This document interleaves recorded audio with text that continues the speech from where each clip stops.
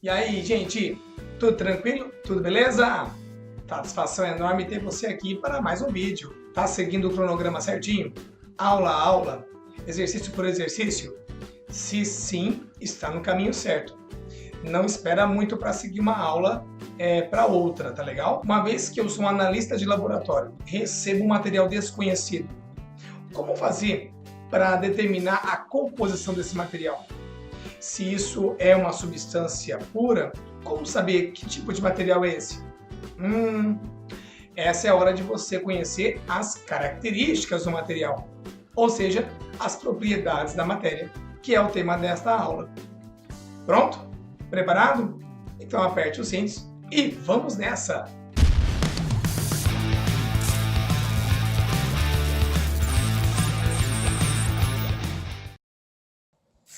Então, bora explorar aí, ó, as características das matérias. A característica de um material, seja geral ou específico. Isso nos ajuda muito a determinar que tipo de material estou lidando em laboratório. E, ó, tem concurso que gosta de pedir esse tipo de assunto, viu? E no Enem, vestibulares, tem propriedades específicas desta aula aqui, que é importante a gente saber para poder acertar as questões. Esses materiais que vocês estão vendo aqui, apresentam características, apresentam propriedades. Propriedades comuns a todo tipo de material e propriedades que são inerentes àquele tipo de matéria. Então vamos lá. A matéria apresenta características, nós chamamos de características gerais, ou seja, são aquelas que são apresentadas em todo tipo de matéria. Então, toda matéria tem. E tem propriedades que são chamadas de específicas, ou seja, aquelas apresentadas, deixa eu mostrar para vocês aqui, aquelas apresentadas por determinados tipos de matéria, caracterizando-a, identificando-a. Bom, se você estiver sentado, ótimo. Se estiver de pé, senta. Senta que lá vem conteúdo, tá bom? Esta aulinha costuma ser chata na sala de aula, porque às vezes não dá para explorar as imagens, mas aqui a ideia é que flua com mais tranquilidade. Olha só. Propriedades gerais. Toda matéria tem 8 propriedades que toda matéria tem. Vamos lá? Você se lembra de todas? É difícil, né? Coisa lá do começo da química, lá do nono, primeiro ano. Mas vamos lá. Primeira coisa, toda matéria tem massa, até pela definição, não é verdade? Tem massa e ocupa lugar no espaço, ou seja, volume. Já até sabe qual é a segunda propriedade geral. E a massa de todo o material é medido numa balança, seja em gramas, quilos, toneladas. Então, essa é uma propriedade que toda matéria tem. E olha, se você olha aí na imagem, como é que está aí na imagem? 790 gramas, é isso que eu estou vendo aqui? É a massa. Só por isso eu posso identificar que é determinado tipo de material? Eu estou vendo aí é uma manga, por causa da massa? Não, né? Então essa é a ideia com relação às propriedades gerais, tá bom? Então, a próxima que você já pode ter deduzido é o volume, ou a extensão. Ocupa lugar no espaço? Maravilha. Todo material ocupa lugar no espaço. Seja pouquinho, tipo 50 mililitros, ou um pouquinho mais, 200 mililitros, ou seja lá quantos metros cúbicos de espaço. Legal? Outra propriedade da matéria que é geral. Toda matéria tem inércia. Todo material tem a tendência em estar em repouso ou em movimento, até que uma força externa o impeça de continuar neste estado de inércia. Então veja só, eu estou com a pedra aqui parada. Ela vai continuar parada até que alguém venha e puxe essa pedra, tire ela desse estado. E eu estou aqui com um ciclista em movimento, e ele vai continuar em movimento até que algo provoque a sua parada. E neste caso, a bicicleta até que parou, mas o cidadão continuou com o seu estado de movimento. Olha só que interessante. Aliás, a bicicleta e o ciclista, eles estavam, com relação a eles, em estado de repouso, bicicleta e ciclista. Ambos juntos estavam em movimento, mas bicicleta em relação ao ciclista estava em repouso. A bicicleta parou e o ciclista continuou no seu estado de movimento, porque o freio está na bicicleta e não nele. Eu já caí assim, viu? Putz, mau trabalho. Vamos lá. Toda matéria apresenta porosidade, que são os espaços entre as partículas. Olha um exemplo clássico aí do solo, dá uma olhadinha aí, ó. Ops, cadê eu aqui, ó? Os poros, ó, tem tipo de solo que chamamos de zona de aeração, ou seja, entre os torrões, as partículas do solo, existe ar. Então o solo tem uma zona de aeração, é a porosidade preenchida por ar. E eu tenho zona de saturação, ou seja, a porosidade do solo preenchida com água. Tá vendo só? Então, porosidade nada mais é do que o espaço entre as partículas do material. Beleza? Então, vamos lá. Divisibilidade. Se a matéria apresenta espaços entre suas partículas, portanto, ela pode ser dividida em partes cada vez menores, menores, menores, menores, até chegarmos na nossa unidade formadora, que é o átomo. Então, aqui eu tenho um exemplo de que nosso material ele é como se fosse um quebra-cabeça que pode ser dividido, pois temos espaço para isso. Impenetrabilidade quer dizer que dois corpos não ocupam o mesmo lugar no espaço. Nesta imagem, eu tenho uma proveta, e nesta proveta eu coloquei aqui, ó, 25 mililitros de líquido. Água pode ser. Para esse volume de água entrar no recipiente, o mesmo volume de ar teve que sair. Bem entendido isso? Assim como, se eu colocar uma pedra nessa proveta que contém água, o nível da água vai subir. Olha só, aumentou aí, ó, de 25 para 31,5 mililitros, ou seja, 6,5 ml. Este é o volume, inclusive, do material sólido que entrou.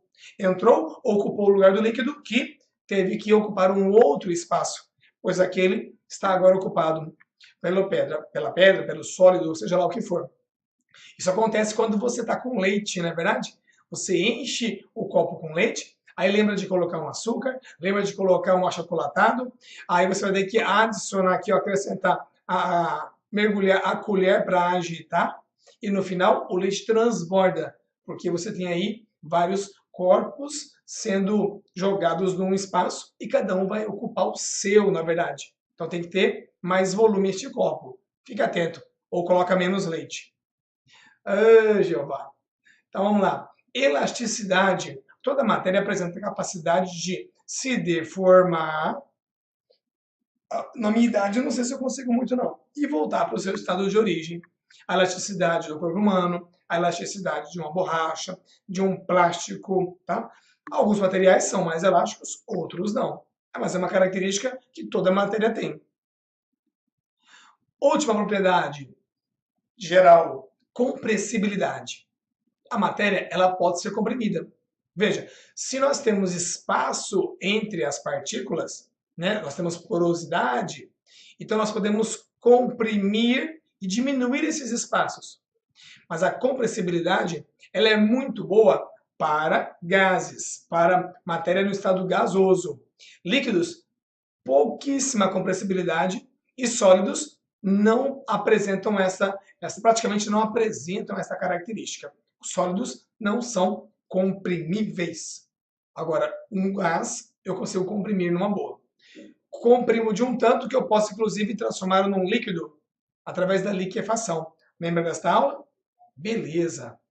Ufa! Foram as propriedades gerais. Agora vamos ver propriedades específicas.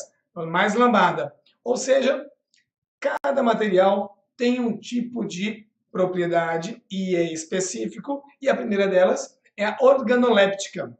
Propriedade organoléptica está relacionada com os sentidos, 5 sentidos. Então, você pode identificar um material pelo tato, se é liso ou rugoso, pelo brilho ou pela opacidade, pelo paladar, pelo olfato e pelo ruído que ele apresenta. Mas é óbvio que em laboratório nós não exploramos as propriedades específicas organolépticas. Na culinária, possivelmente, né, você experimente, você cheire alguma coisa, mas materiais desconhecidos nós não fazemos, hein? Não pode. Não, não, não. Outra propriedade que é específica são as funcionais. Então, grupos de compostos químicos apresentam funções definidas e exercem essas funções, essas características de reações químicas, inclusive, por ter determinadas funções. Então, nós temos aí, para apresentar, o ácido. Ácidos são compostos com a função de neutralizar as bases, corroer metais. Eles em água reagem com a mesma ionizando. Então, isso aí é específico de ácido. Bases, olha aqui a soda cáustica, são compostos que dissociam-se, que também corroem metais, que neutralizam os ácidos. E os sais? Os sais são compostos que, para algumas situações, dão tempero aos alimentos, apresentam um sabor característico e também determinadas reações os sais podem fazer. Com a água, por exemplo, fazendo a hidrólise, ou dependendo com o ácido neutralizando, se for um sal básico, com a base se for um sal ácido. Vixe, essas propriedades nós vamos estudar na aula de funções inorgânicas.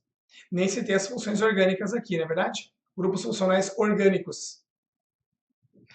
Funções químicas. As funções químicas, na verdade, representam as condições para determinado tipo de reação.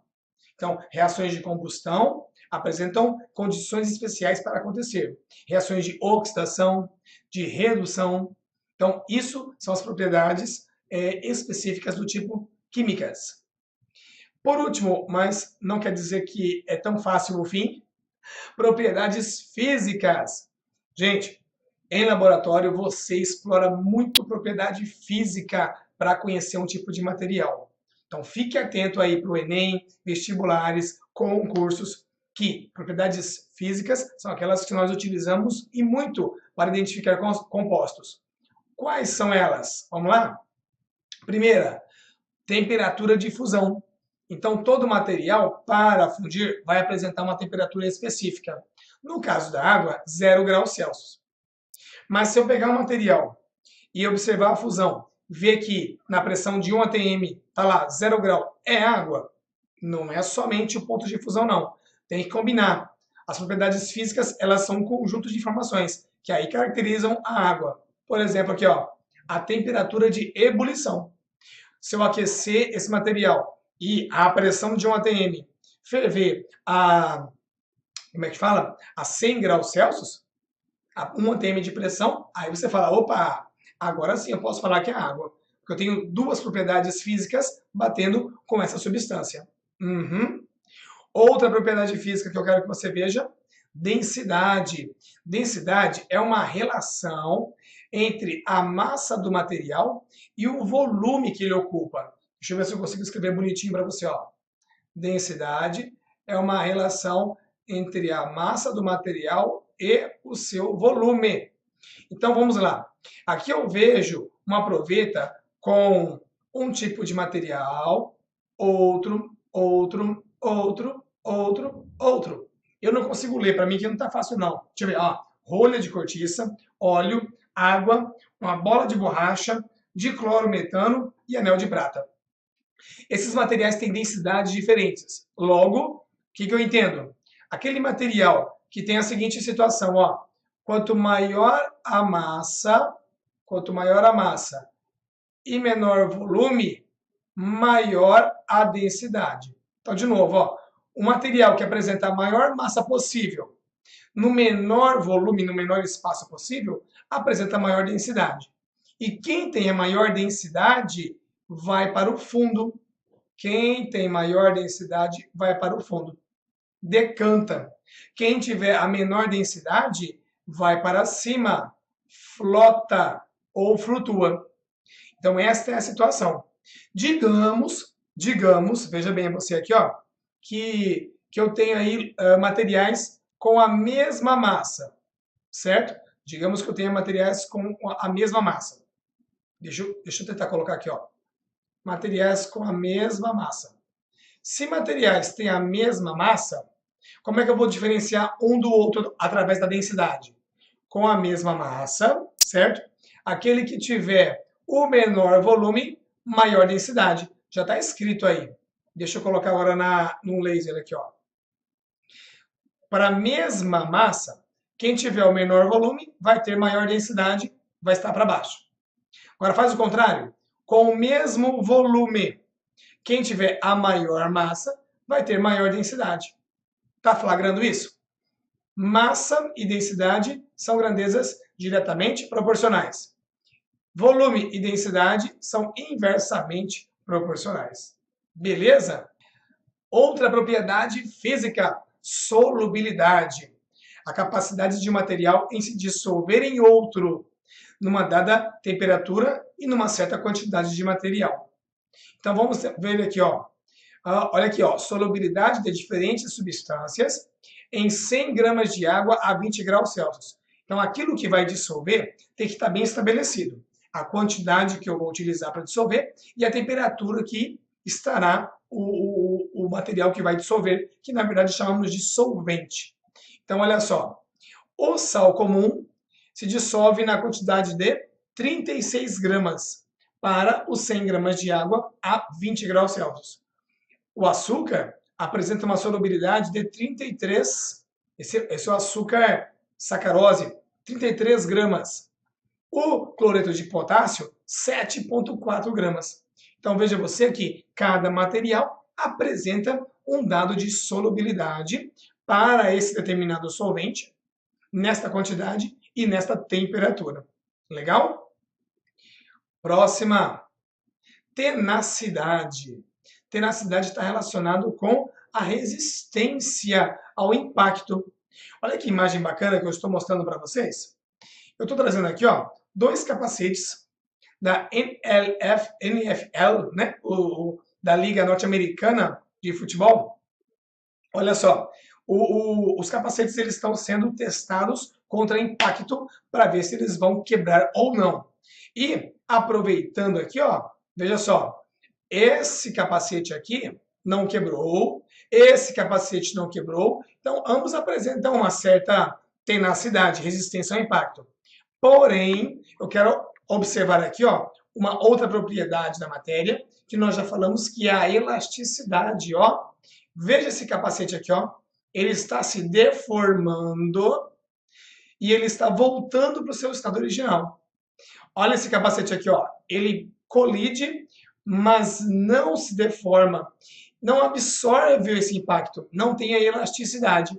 Então, dentro da tenacidade, que é a resistência ao impacto, que é característico de cada tipo de material, eu tenho aqui também outro que pode ser mais elástico e outro não.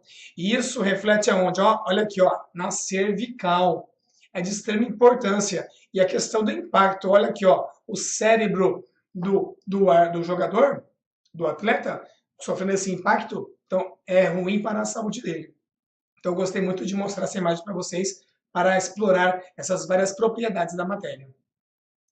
E, por último, não menos importante, a dureza.